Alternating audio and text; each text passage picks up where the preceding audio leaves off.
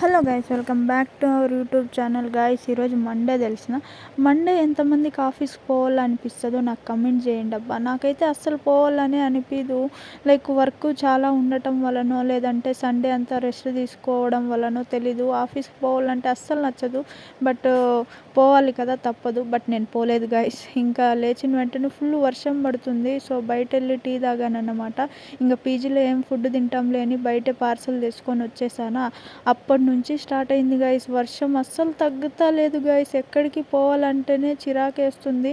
ఇంకా వర్షం పడితే బయట రోడ్లు ఎట్లుంటాయి నీకు తెలుసు కదా. అది బెంగళూరులో అయితే రోజు వర్షాలే పడుతున్నాయి గాయస్. నాకు అర్థమే కాదు. మా ఊరు సైడ్ పడమంటే మాత్రం అస్సలు వర్షమే పడదు.